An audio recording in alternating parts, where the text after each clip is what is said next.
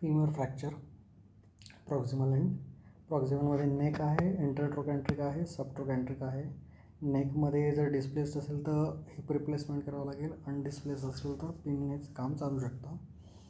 Goals काय आहेत तर इमर्जन्सी आहे हे फ्रॅक्चर इमिजिएटली इमोबिलाइज करायचं, ट्रान्सफर करायचं. ट्रान्सफर केल्यावर त्याला कॅज्युअल्टीमध्ये ॲनाल्जेसिया मिळाला पाहिजे, फ्लूइड मिळाला पाहिजे, वॉर्मिंग मिळाला पाहिजे, प्रेशर केअर मिळायला हवी.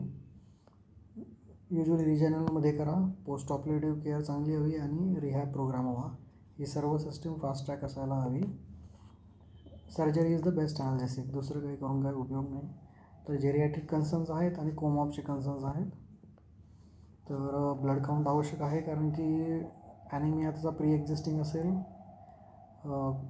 न्यूट्रिशनल किंवा क्रॉनिक डिसीजमुळे, किंवा मग फ्लुइड थेरपीमुळे डायल्यूट होईल, किंवा haemorrhage even before reaching hospital होऊ शकतो. ओल्ड असल्यामुळे higher blood transfusion trigger set करावं लागेल 9ला आणि कार्डियक इश्यू असेल तर 10ला. ट्रॉमामुळे ल्युकोसायटोसिस होतं. दरवेळेस इन्फेक्शन असायला पाहिजे असं नाही आहे. ब्लड क्रॉस मॅच करावं लागेल कारण की ब्लड खूप गेलेलं असेल, ओल्ड एज आहे, ट्रिगर मोठा आहे आपला. इलेक्ट्रोलाइट्स इम्बॅलन्सेस असतील, रॅप्डोमायोलिसिसमुळे हायपरकॅलेमिया होईल. एल्डरलीमध्ये हायपोनेट्रिमिया कॉमन आहे. एजमुळे हायपरग्लायसेमिया असेल किंवा डायबेटिक असतील किंवा स्ट्रेसमुळे असेल, त्याच्या तेवढ्याकरता फक्त सर्जरी पोस्टपोन करायला नाही पाहिजे. ECG सगळ्यांमध्ये आवश्यक आहे. एक्सरे पण सगळ्यांमध्ये कॉमन करायला पाहिजे. हार्ट प्रॉब्लेम असेल, लंग प्रॉब्लेम असेल किंवा काही ॲडिशनल इंजुरीज असतील. इलेक्टिव्हमध्ये 2D इको व्हायलाच पाहिजे. इमर्जन्सीमध्ये त्या म्हणतात गाईडलाईन सेट करा की तुम्हाला तिथे पण 2D इको करून मिळायला हवा कार्डिओ डिपार्टमेंटसोबत बोलून. आणि फंक्शन स्टेटस चांगलं असेल तर काही इश्यू नाही आहे. एफर्ट टॉलरन्स माहिती असायला हवा. परंतु मर्मर आहे किंवा न्यू ऑनसेट मर्मर आहे तर 2D आवश्यक आहे. तर इमर्जमध्ये पण व्हायला हवा असं म्हणतात. ऑप्टिमायझेशन सायमल्टेनियसली स्टार्ट व्हायला पाहिजे असेसमेंटसोबत. तर ॲडिशनल मॉनिटरिंगमध्ये टेम्परेचर हवं, पेन स्कोरिंग हवं.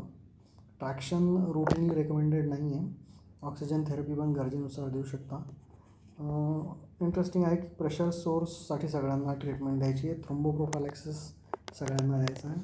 ॲटलिस्ट मेकॅनिकल आणि इंटरमिटंट न्यूमॅटिक कंप्रेशन किंवा ग्रेडियंट स्टॉकिंग सगळ्यांना भेटल्या पाहिजे ॲज सून ॲज पॉसिबल.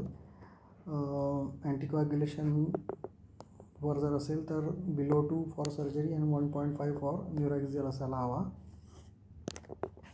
जर तुमचा रिसेंट स्टॅन आहे ड्रग डिलिटिंग तर तुम्हाला 6 मंथ्स किंवा 3 to 6 मंथ, पण 6 मंथ आयडियली तुम्हाला DAPT बंद नाही करता येणार. पण तरी स्टील इंडिव्हिज्युअल रिस्क आणि बेनिफिट बघा. लो डोस एस्पिरिन कंटिन्यू करू शकता.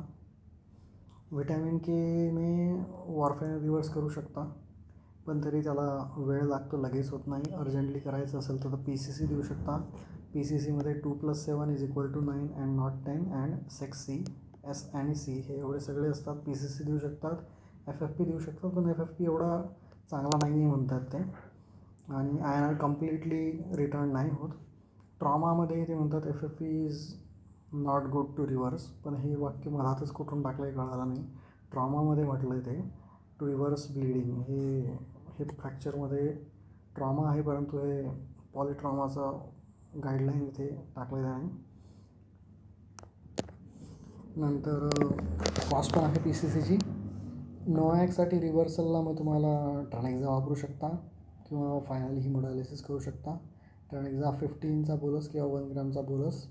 नंतर डाबिगॅट्रन असेल तर इडारोसिझुमॅब कसं काय खूप महाग असणार आहे, किंवा अँडॅक्सॅनेट देऊ शकता.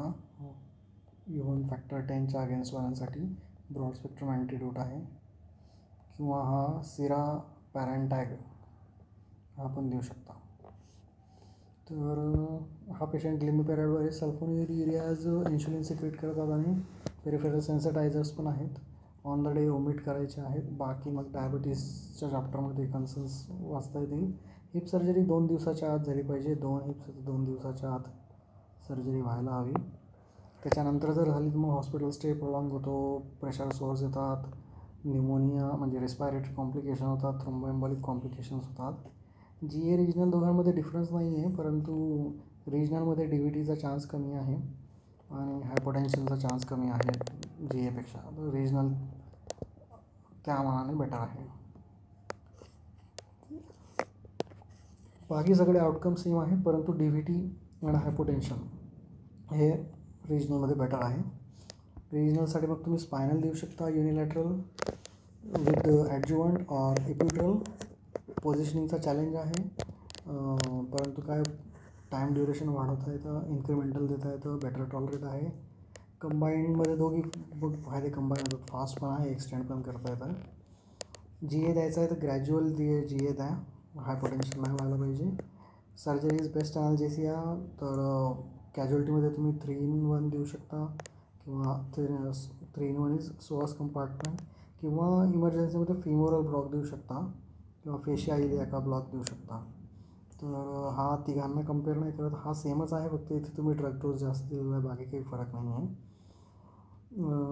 ॲडिक्वेट ॲनाल्जेसिया होऊन जातो, पेशंट पोझिशनिंगला होऊन जातं आणि अँटीरियर अप्रोचने देता येतो. इंट्रा ऑपरेटिव्ह मॉनिटरिंगमध्ये टेम्परेचर एक महत्त्वाचं आहे. पॉईंट ऑफ केअर हिमोग्लोबिन आवश्यक आहे. इन्व्हेजिव्ह आर्टलाईन हवी आहे, कारण की PPVने मग फ्लुइड रिस्पॉन्स कळेल. CVPने फ्लुइड द्यायचे आहेत, मेजर फ्लुइड किंवा आयनोड्रॉप्ससाठी चांगलं आहे. प्रीलोड एवढा कळत नाही, कारण की लेफ्ट व्हेंट्रिक्युलरच्या ॲबनॉर्मॅलिटीज असतात, बट ठीक आहे. तर कार्डियक आउटपुट मॉनिटरिंगसाठी मग तुमचा डॉपलर आहे, TESL किंवा TESL. नंतर डायल्युशनल टेक्निक आहेत, लिडको असेल, पिको असेल, फ्लो ट्रॅक असेल किंवा इन्व्हेजिव्ह लाईन असेल, BIS. तर सेरेब्रल ऑक्सिजन सॅच्युरेशन पण सांगून टाकलं. सेरेब्रल ऑक्सिजन सॅच्युरेशन म्हणजे काय बाबा, जुगलर बघणार आहे का? काही कळायला नाही, लिहायचं लिहून टाकलं नाही, कारण की त्यांच्यामध्ये होमिओस्टॅटिक रेग्युलेशन एवढं चांगलं नसतं.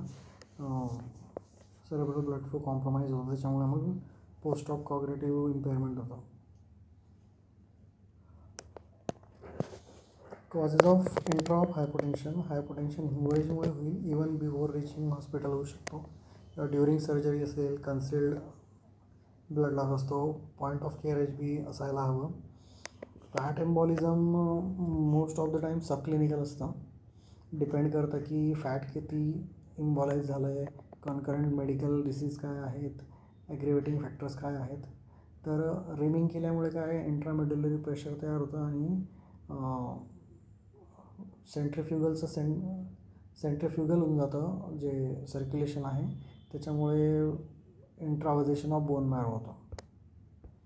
बोन सिमेंटचं पण तसंच आहे की इंट्रामेड्युलरी हायपरटेन्शन होतं, एम्बोलायझेशन होतं, त्याच्यात मग fat, bone marrow, cement, air सगळ्यांचं होतं. याच्यात मेनली फॅटचं सांगितलं आहे त्यांनी. तर जे प्रेझेंटेशन आहे ते व्हराईड आहे. तर सिम्टम्समध्ये पेटिकियल रॅश येईल, कारण की कॅपिलरी रप्चर झाल्या, थ्रॉम्बॉसिस नंतर रप्चर झाल्यामुळे पेटिके होऊ शकतात. सर्क्युलेटिंग फ्री फॅटी ॲसिड येतील तर लायपेमिया होईल. इन्फ्लेमेटरी सायटोकाइन्स दिसतील, ESR वाढेल, C रिॲक्टिव्ह प्रोटीन वाढेल. नंतर हायपोटेन्शन होईल, डिस्निया टॅकिपनिया होईल बिकॉज ऑफ पल्मोनरी एम्बॉलिझम.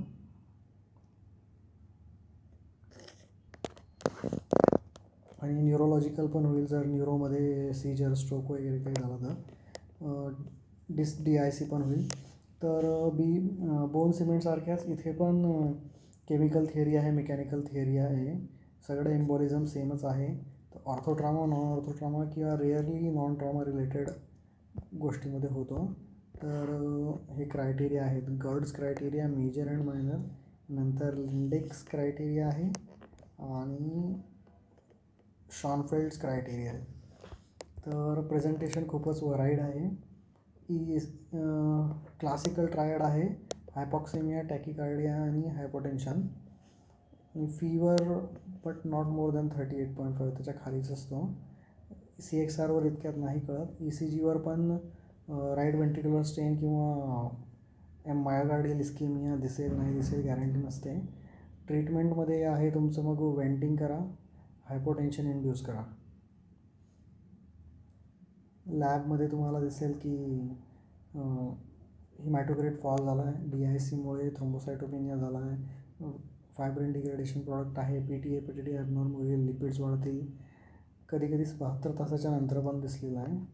तर PTK असू शकतात, hypoxia, hypercarbia, PE, cerebral depression, tachycardia, fever, फंडोस्कोपीमध्ये retinal thrombosis, fat in urine आणि अनएक्सप्लेन्ड हिमॅटोक्रिट कमी होईल किंवा प्लेटलेट कमी होईल, ESR वाढेल, फॅट इन स्पुटम, ॲसिडॉसिस होईल हायपरकार्बिया हायपॉक्सियामुळे, नंतर टॅकी होईल, वर्क ऑफ ब्रिदिंग वाढेल.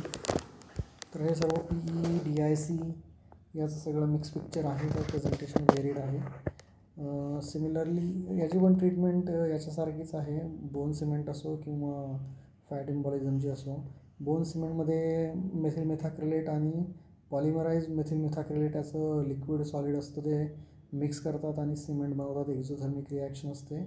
ते इंट्रामेड्युलरी नेलिंगसाठी ते रिमिंग करतात. रिमिंग केलं की हायपरटेन्शन होतं, त्याच्यामुळे मग एम्बोलायझेशन होतं या सर्व कंटेंट्सचं. तर त्याच्यामुळे मग पुन्हा तेच इम्बॉलिक थेरी आहे, नंतर कॉम्प्लिमेंट ॲक्टिवेशन आहे, नंतर हिस्टामिन रिलीज आहे. अशा तिघे गोष्टी आहेत. त्याच्यामुळे मग हायपॉक्सेमिया, हायपरटेन्शन, डिसॅरेथमिया, पल्मनरी हायपरटेन्शन आणि डिक्रीज कार्डियक आउटपुट सर्व सिम्पटम्स आहेत. टिश्यू थ्रोम्बोप्लास्टिन रिलीज होईल. तर मोस्टली हे रिव्हर्सिबल असतं, BLS देऊन होऊन जातं. कोरोनरी परफ्युजन मेंटेन ठेवायचं आहे, सप्लाय अँड डिमांड, 100% O2 द्यायचा, व्हॉल्यूम सपोर्ट म्हणजे फ्लुइड्स द्यायचं, फ्लुइड्सने नाही होत आहे जास्त फ्लुइड सॅच्युरेट झालं आहे, वासोप्रेसर द्यावं लागेल, नाही तर मग कार्डियक सपोर्ट द्यावं लागेल डोपामिन वगैरेने. आणि सेल्फ लिमिटेड आहे, जस्ट सपोर्टिव्ह करायचं आहे. इवन इन एल्डरली काही प्रॉब्लेम नाही होत बोन सिमेंट सिंड्रोममध्ये. Bone cement implantation syndrome. Haemodynamic stability ठेवायची आहे बस. आपल्या साईडने आपल्याला ऑक्सिजन, नॉर्मोव्होलेमिया आणि ब्लड लॉस आणि ॲनोट्रॉप वासोप्रेसर.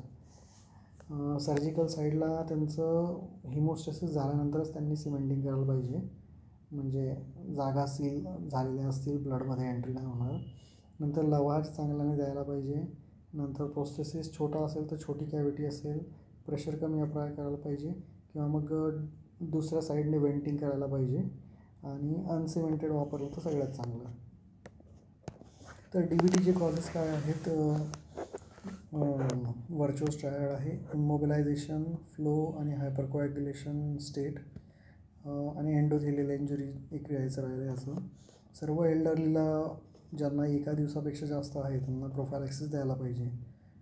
आणि खूप सारे अनएक्सप्लेन्ड सिम्पटम्स आहेत, जसे की कफ असेल, हायपोटेन्शन असेल, हायपॉक्सिया असेल, न्यूमोनिया असेल नॉट रिस्पॉन्डिंग टू अँटीबायोटिक, टॅकी असेल, हेमोप्टायसिस असेल, प्लुरल पेन असेल, हे व्हराईट सिम्पटम्स भेटतील. तर त्यांना आयदर मेकॅनिकल तर द्यायलाच हवं, थ्रोम्बो केमिकल पण द्यायला हवं, अनफ्रॅक्शन डिपायन किंवा लो मॉलिक्युलर वेट. सगळ्यांना प्रोफायलॅक्सिस भेटलं पाहिजे. तुम्हाला मग ABGवर कळू शकेल. ECGवर काही चेंजेस असेल, S1Q3T3 रेअर आहे बट स्टील एक्सरेवर पण युजली पिकअप नाही होत, पण काढावा लागेल. हिपॅरिन द्यायचं जर PE सस्पेक्टेड आहे, इको करायला लागेल, स्पायरल CT करायला लागेल, एन्जिओग्राफी करायला लागेल. ट्रीटमेंटमध्ये हिपॅरिन इन्फ्युजन चालू करावं लागेल, थ्रोम्बोलायसिस करू शकतो आणि सर्जिकल एम्बोलेक्टमी. 3 ऑप्शन आहे. प्रिकॉशन थ्रोम्बोप्रोफायलॅक्सिस सगळ्यांना द्यावं लागेल आणि न्यूरोक्झिल ब्लॉकसोबत त्याचा टायमिंग मॅच करावं लागेल. तर आपल्याकडे ऑप्शन आहेत stocking, intermittent compression, early surgery करायला हवी, रिजनल आणि मोबिलायझेशन द्यायला हवं, अँटीबायोटिक्स प्रत्येकाला व्यवस्थित भेटायला हवे, प्रेशर केअर हवं, पोझिशनिंग आणि पॅडिंग व्यवस्थित असायला हवं. एल्डरली असतात, हायपोथर्मिया होतो इझिली आणि त्यांना कळत पण नाही. फ्लुइड वॉर्मर हवे, कन्व्हेक्टिव्ह हीट हवी. IV फ्लुइड, हायपोवोलेमिया, ब्लड लॉस भरून ठेवायला पाहिजे. आपण बघितलं ट्रिगरवर आहे. क्रिस्टलॉइड द्या, काहीच नाही कोलॉइड द्या, ब्लड फॉर ब्लड द्या. CVPने युजली आपल्याला कार्डियक स्टेटस प्रीलोड कळत नाही. आर्टलाईन घेऊन SVV PPV is better. Post op elderly आहे, कोमॉब्स आहेत, तर मॉनिटरिंग इंटेन्स करावं लागेल. ॲनाल्जेझिया चांगला असायला हवा, नाही तर त्यांना पोस्ट ऑप डेलिरियम बसतो. पेन स्कोर्स बघायचे. नंतर तुम्ही नर्व ब्लॉक देऊ शकता, PCM, लोकल कंटिन्युअस देऊ शकता, एनसेड, ओपॉइड, इप्युट्रल असेल तर. परंतु पुन्हा आपल्याला ते इप्युट्रल अँटीकोअग्युलेशन बघावं लागेल. ऑक्सिजन पण बेटर तुम्ही मोबिलाईज करा, चेस्ट PD द्या. Fluid balance, oral as soon as possible, catheter remove करा. वुंड केअरमध्ये स्टेपलरमुळे इन्फेक्शन होतं, अवॉइड स्टेपलर म्हणतो तो. पोस्ट ऑफ कॉग्निटिव्ह डिस्फंक्शन होतं, डिलेरियम होतो, ॲक्यूट कन्फ्युजन स्टेट म्हटलं तर नाही. तर हे जेरियाट्रिक्समध्ये आलं आहे, आपण रेकॉर्ड पण केलेलं आहे. त्याच्यामुळे प्रिव्हेन्शन बेस्ट स्ट्रॅटेजी आहे. ॲडिक्वेटली ॲनाल्जेसिया द्या, nutrition, hydration, electrolytes, medication, bowel habits, mobilisation, complication control करणे. आणि मग झालं शेवटी मग हॅलोपेरिडॉल, लोराझेपम द्यावं लागेल क्रायसिस मॅनेजमेंटसाठी. न्यूट्रिशन द्या, कॅलरी आणि प्रोटीन पण द्यायला पाहिजे. रिहॅबमध्ये मग मल्टीडिसिप्लिनरी आहे, OT, PT, social worker, nursing staff आणि रिलेटिव्ह. थ्रोम्बोप्रोफायलॅक्सिस आपण बघितलं, सगळ्यांना द्यायला हवा, DE आणि PEसाठी, DVT आणि PEसाठी. व्हर्चोस्ट्रॉइड आहे, स्टेसिस होतो टॉर्निकमुळे, इमोबिलायझेशन आणि रस्टमुळे. एंडोथेलियल इंजुरी होते सर्जरीमुळे, हँडलिंगमुळे. आणि hypercoagulability because of tissue factors, trauma आणि बोन सिमेंट पण आहे त्याच्यात. सर्जरी स्वतः हायपरकोॲग्युलिटी करते, स्ट्रेस हार्मोन्समुळे. When to remove epidural catheter, at least 2 किंवा आयडियली 5 हाफ लाईफ नंतर रिमूव्हल करायला पाहिजे.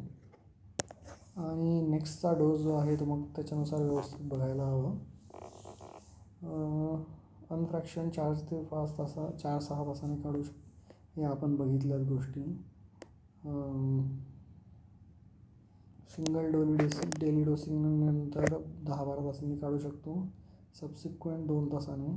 ट्वाईस डेलिंगसाठी इंडोएल कॅथेटर नसलाच पाहिजे. वारफारिनसाठी 1.5च्या खाली असला पाहिजे. फॉन्डासाठी 36 तासांच्या नंतर काढा आणि नेक्स्ट डोस 12 आवर्सपर्यंत पोस्टपोन करा.